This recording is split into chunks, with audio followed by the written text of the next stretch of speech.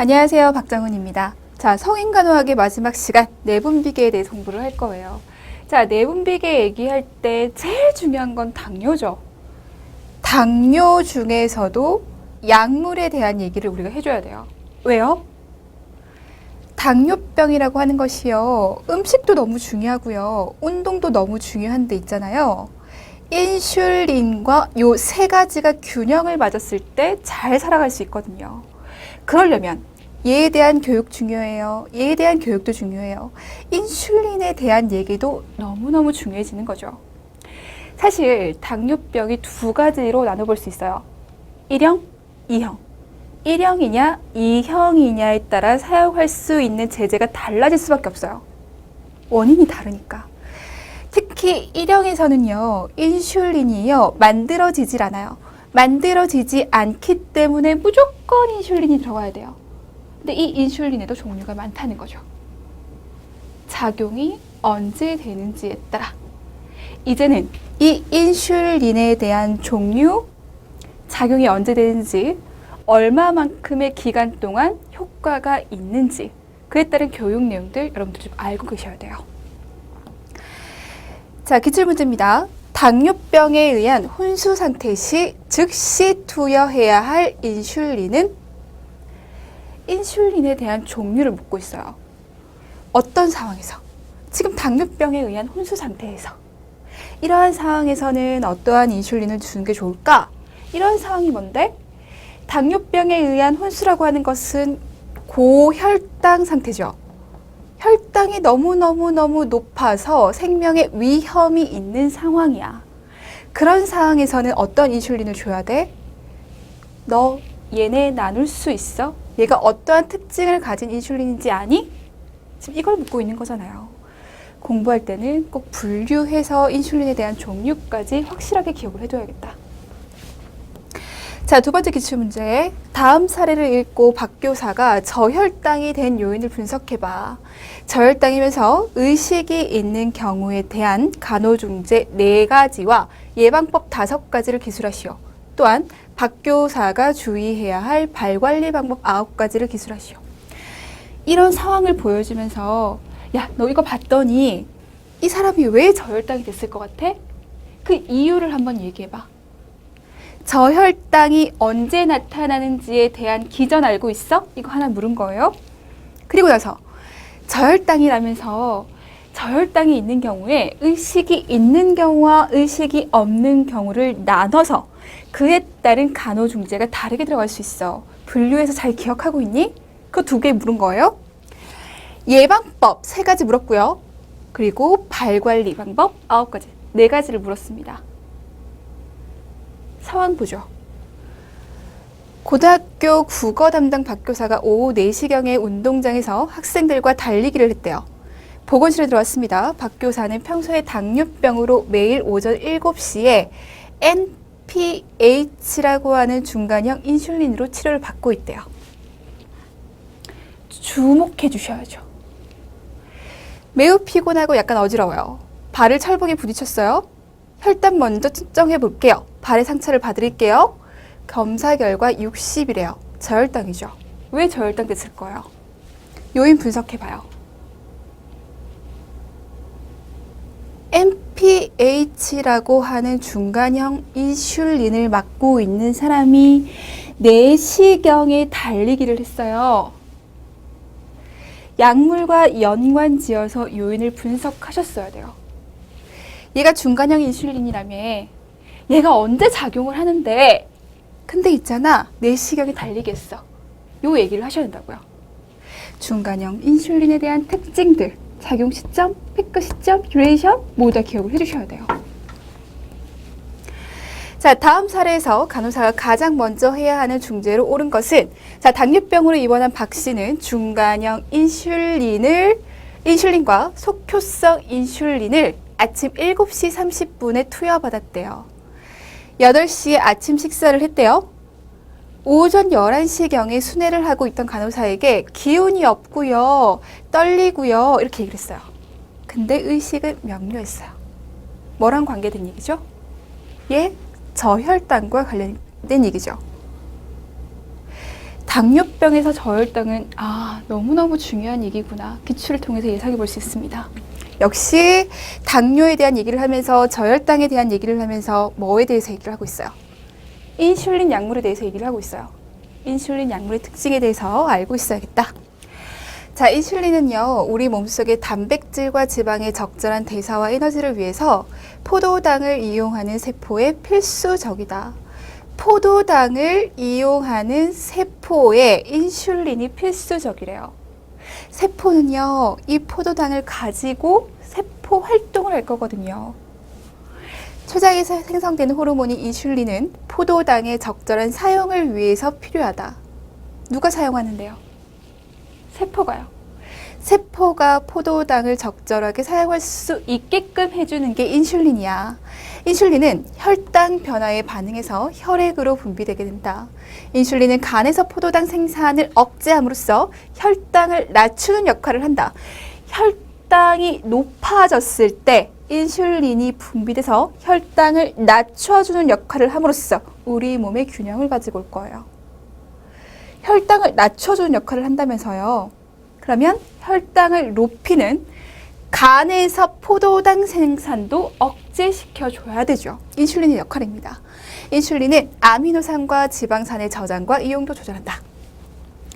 자, 당뇨병은요, 췌장의 베타세포의 불충분한 인슐린의 합성.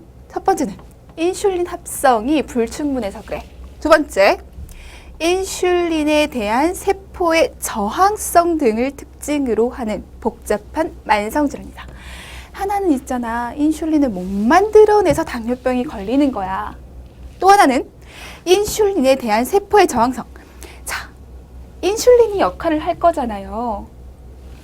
세포에다가 역할을 해줘야죠. 근데 세포가 인슐린을 거부해. 인슐린을 거부하니까 세포 입장에서 야, 지금 인슐린이 우리 몸에 불충분하게 있어. 이렇게 생각을 하는 겁니다. 얘가 지 역할을 못 하잖아. 제대로 된 역할을 할 수 있는 인슐린이 적다라고 생각하는 거예요. 상대적인 개념이에요. 얘는 진짜로 없고요. 얘는 상대적으로 없다고, 불충분하다고 느끼는 겁니다. 인슐린이 부족하게 되면 혈당치가 증가하게 되고, 당연한 얘기.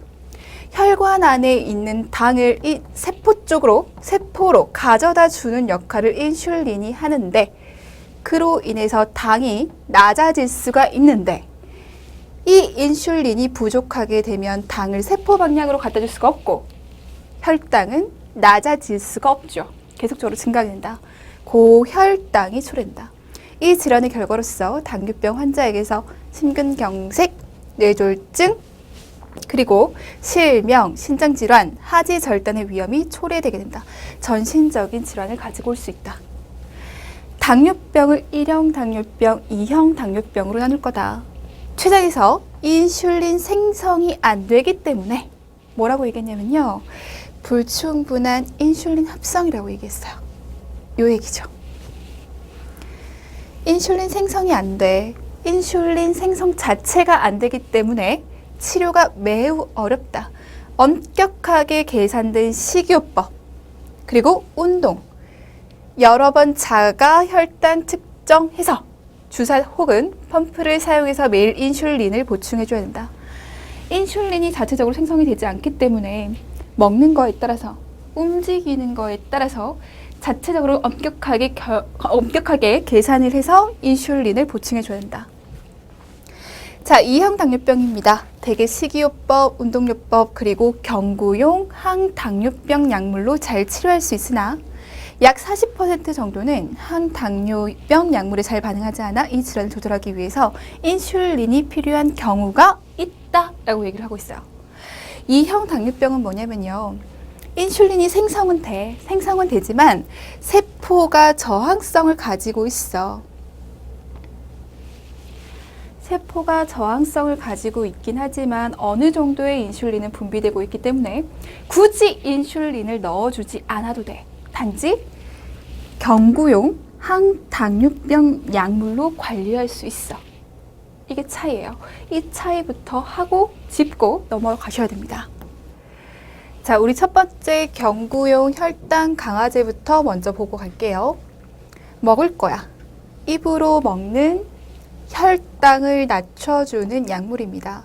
식이요법으로만 치료하기가 어려운 제2형 당뇨병에 효과적이다. 굳이 인슐린을 줄 필요는 없지만 혈당이 제대로 맞춰지지 않으니 혈당을 떨어뜨릴 수 있는 약물 줄 거야. 췌장을 자극해서 인슐린 분비를 촉진하거나 말초에서 당 이용을 증가시키거나 그로 인해 혈당치를 내리고 간에서 새로운 당이 생성되는 것을 방지하는 약물이다. 간에서 새로운 당이 생성되게 되면 이 당이 다 어디로 가요? 혈액으로 가게 되죠. 혈액으로 가게 되면 고혈당은 심화될 겁니다. 막고 분비 촉진하고 당 이용될 수 있게 도와주는 거, 그것이 경구용 혈당 강화제의 역할이에요. 자, 첫 번째 경구용 혈당 강화제는 설포닐 유레아. 종류들 봐주시고 췌장의 베타 세포 자극해서 인슐린을 분비할 수 있도록 해주자. 간의 포도당 생산 억제와 말초 인슐린 저항성을 개선시키자. 2형 당뇨에 꼭 필요합니다. 제2형 당뇨병 대상자의 초기 치료에 효과적이고 대상자의 약 10%는 장기간 사용했을 때 효율성이 감소된다. 혈당 강화제보다 인슐린이 더 중요해요. 인슐린에 더 포인트를 맞춰서 공부해 주시고 경구용 혈당 강화제는 좀 가볍게 봐주시면서 이러한 양리작용이 있구나, 이 정도만 이해해 주시면 되겠습니다.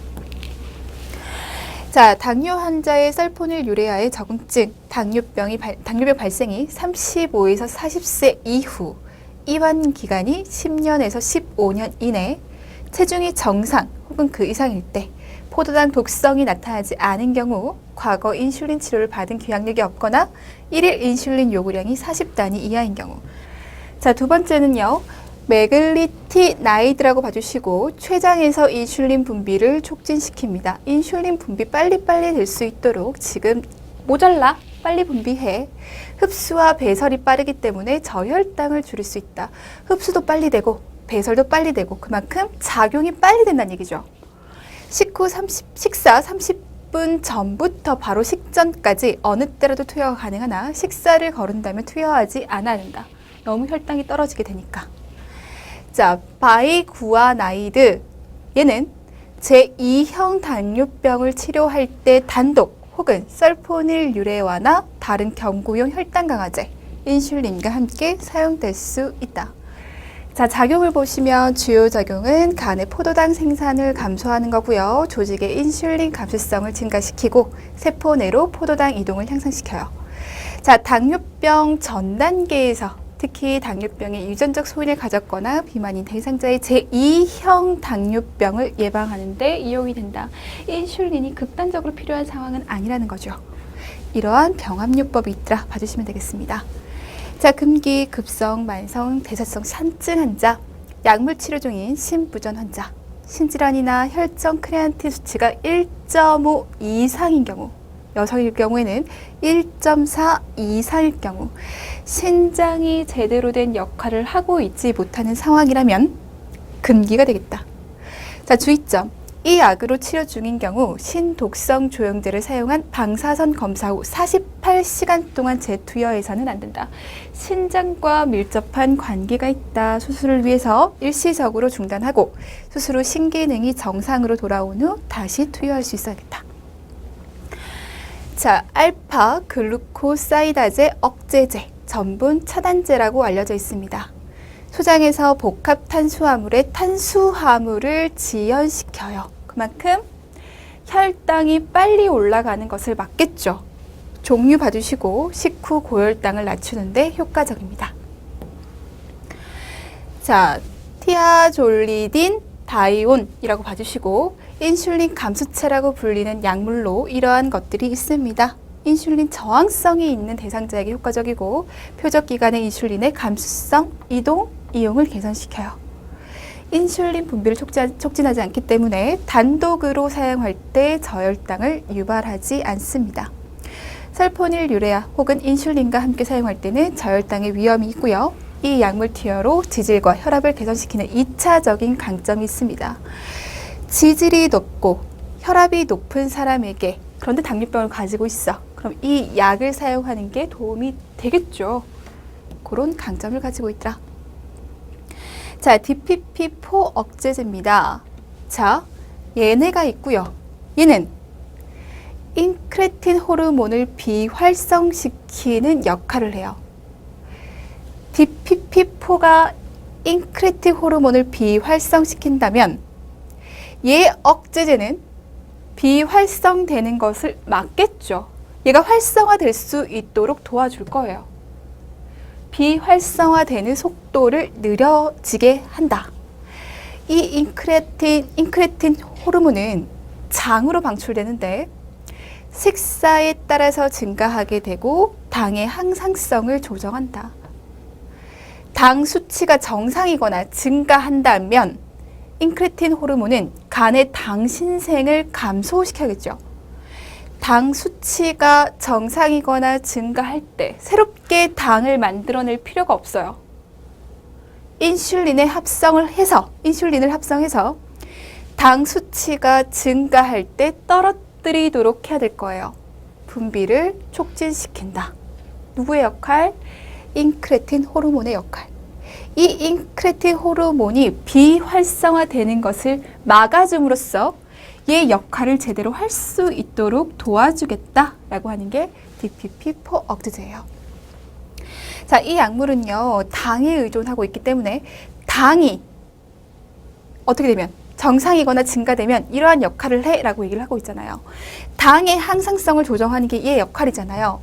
당에 의존하고 있기 때문에 저혈당 발생이 적고 체중 증가가 없다. 자, 인크레틴 미메틱이라고 해서 얘는 이렇게 사용하는 주사 약물이야 라고 얘기를 하고 있어요. 얘는 췌장의 베타 세포에서 인슐린 분비를 증가시켜요. 따라서 가장 큰 효과는 식사 후 혈당치를 내리는 것이다. 인슐린 분비를 증가시킨다면서요. 얘 분비가 증가되면 식사 후에 올라간 혈당을 떨어뜨리는 역할을 하겠죠. 자, 글루카곤 수치가 올라가는 것을 억제하고, 글루카곤의 역할이 뭔데요? 간에 저장되어 있던 당을 끌어내는 거잖아요. 저장되어 있던 당을 끌어냅니다. 당이 올라가는 것을 막고 포만감을 주면서 음식 섭취 줄이고 위를 늦게 비우게 합니다. 자, 가장 흔한 부작용은 오심, 약물의 용량을 천천히 증가시킴으로써 최소화될 수 있어요. 자, 아밀린 유사체, 얘 역시 주사고요. 췌장의 베타 세포에서 분비되는 호르몬인 휴먼 아밀린의 합성제다. 얘는 위에서 배출 시간을 느리게 하고 글루카곤의 분비를 억제하고 포만감을 높인다. 식사 전 피하로 주사하고요. 제2형 당뇨병 환자에게서 혈당 조절에 효과가 있더라. 1형 당뇨병 대상자의 보조식이요법에도 부가적으로 사용한다. 8번 아밀린 유사체였습니다. 자, 가볍게 봐주시면 돼요.